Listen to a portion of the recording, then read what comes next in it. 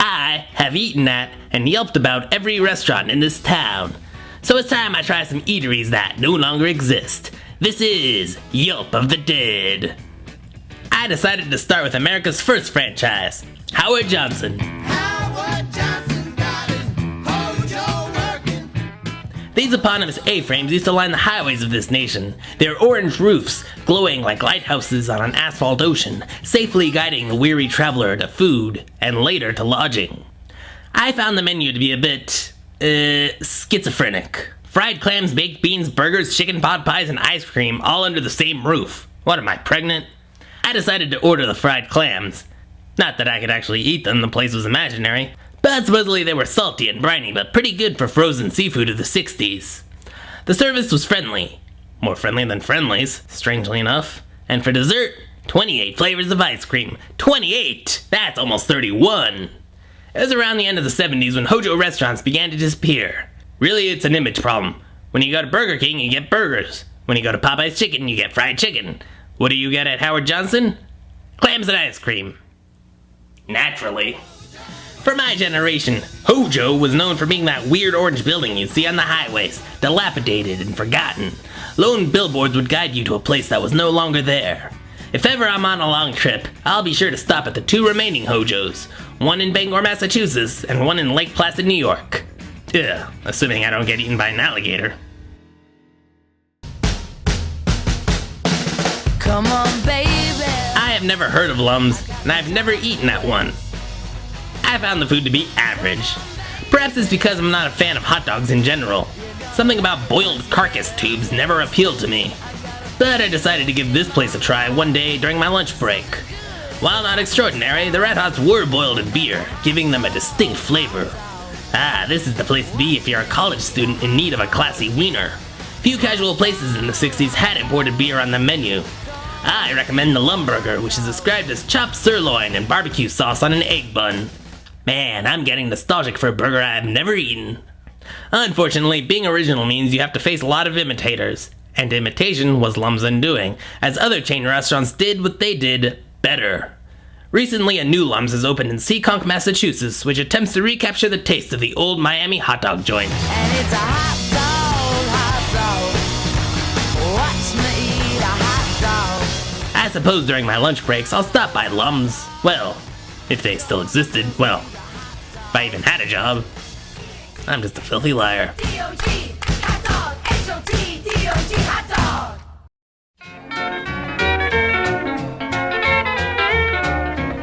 Now, if you want something that's good and hot, just eat a hamburger, it'll hit the spot. You can see 'em OMG, this place is totes great. They are so original compared to McDonald's and Burger King. I always get me the mushroom burger or the bacon burger. Nobody else put bacon on burgers and it's like the best idea ever. But now everybody does it and I'm all like, you guys just copping Burger Chef. Burger Chef, you're incredible!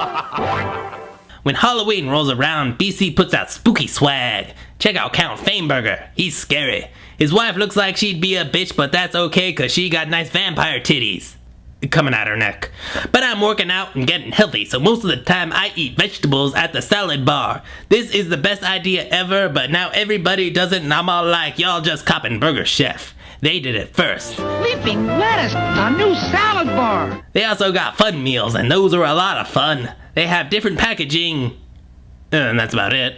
Check out my family circus swag.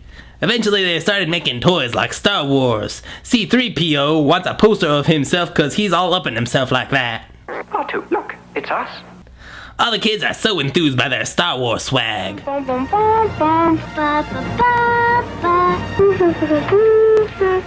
I'm always at the Burger Chef except for when I'm not, which is always because they were bought out by Hardee's in 1982.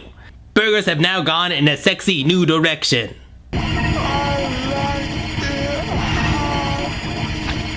Huh.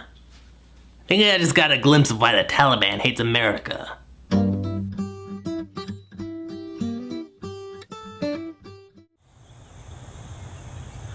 I didn't have a date for Friday night, so I decided to take my non-existent girlfriend to a non-existent restaurant. Chi-Chi's Mexican restaurant. This place has really authentic Mexican cuisine, as made by two guys from Minnesota. Eating here, you really feel like you're at a fiesta in Minnesota, being served Mexican food by two gringos, one of which is former Green Bay Packer Max McGee. No relation. But hey, the food wasn't that bad. It had the distinct flavor of cheese and salt. My date got a margarita, and then we shared some chimichangas. Yum. Cheese and salt. I love the decor. Don't drink the water, drink the margaritas. This meal makes me think of diarrhea. Hilarious dinner time humor. I had a pleasant experience, and it was totally worth the hepatitis A that we both contracted from the green onion. Yeah, 4 deaths and 660 cases of food poisoning is bound to close your restaurant. Which is exactly what happened to Chi-Chi's in 2003. Fortunately, if you miss Chi-Chi's, just jump over to Europe or North Africa. They're all over the continent, spreading like a disease. Ooh, not a good metaphor. You got to know when to hold up, know when to fold up. This is a comfortable chair. I haven't been to a Kenny Rogers in years, but recently I read a post from a Yelper named Newman. The man makes a pretty strong bird. So I decided to try the roasters down on memory lane. I forgot what I was missing. Juicy chicken, creamy mashed potatoes, and those delicious cornbread muffins with actual corn. Do you feel your mouth salivating? Kenny will take care of you. Look at him peeking out of the logo like, Hey, I have a rotisserie. Want some chicken? Want some cornbread? although on second thought, that looks less like Rogers and more like Hemingway. We have chicken. We have cornbread. We have a drive-thru, but I wouldn't recommend it. If you want to visit a Kenny Rogers, you'll have to go to Ontario, California for the last remaining location. It's strange how all these supposedly dead franchises have at least one location lingering, as though it was never food being sold but an image, a name, a face to become familiar with. And that face is the gambler who took a real gamble by starting this business. But if California is too far for you to drive, you can always swing on over to Malaysia or the Philippines. Roasters, which was bought by a Malaysian company in the 90s, has spread like a disease in those islands. Although, since they are serving a clientele different from the meat and potato Americans, the menu is shockingly different. You'll mostly find chicken salads and pasta dishes. It's like this is Kenny Rogers later in life after his doctor told him he'd have to eat healthier. But at least they kept the corn muffins. I give this place 4 stars out of 5 because the drive-thru is awful. And also because it's non-existent at this point in time. In America. Kenny Rogers fared better than other country music restaurateurs like Mini Pearl Chicken, which put so much emphasis on its branding that I forgot the little things like, a chicken recipe. Then there's the infamous Twitty Burger, which sounds like a parody of Kenny Rogers, but no, this was a thing. Hello, darling. Nice to see you. Conway Twitty, that poor man's Johnny Cash. I guess I'd make him Johnny Cashless. He had a dream of selling his hamburger concoction to hungry Americans with an appetite like his. And what was a Twitty Burger? An all-beef patty topped with American cheese, bacon, mayonnaise, and a deep-fried pineapple ring. I'm assuming it wouldn't be long before Twitty's doctor recommended the Kenny Rogers fruit salad. As you can guess, the restaurant went belly up and Twitty's investors lost all their money.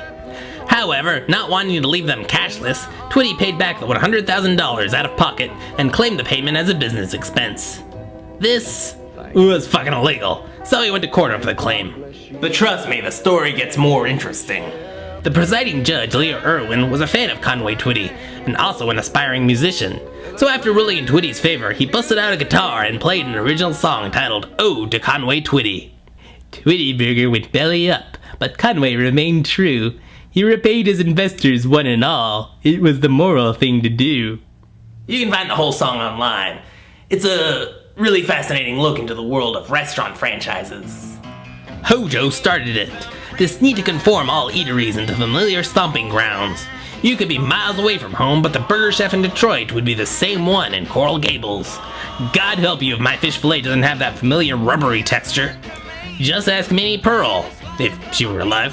Her chicken franchises didn't have a universal recipe, so customers were alienated by the inconsistencies between restaurants. But this kind of mindset just takes the adventure out of life. The drive to try new things and adapt to a changing world becomes sidetracked in favor of the familiarity of chain businesses until all of America looks the same, unified under the same orange roof. There. I've yelped about some dead restaurants.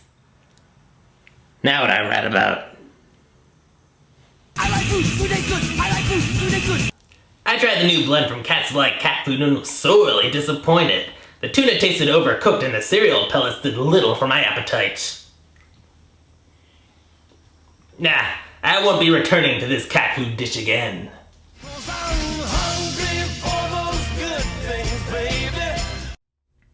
Witty burger. Wait, didn't McDonald's try putting out a burger with pineapple in it instead of meat aimed at Catholics during Lent? And it's called something remotely offensive like hula burger? Well, you think they would have learned from Conway Twitty's failure, but no, apparently they gotta fail on their own terms. Corporate fools. I like food, food tastes good. I like food, food tastes good. Juicy burger, juicy fight. Too late, I drop inside. Teenage girl with type of two. Got my way or I'll eat you. I like food, food tastes good. I like food, food tastes good.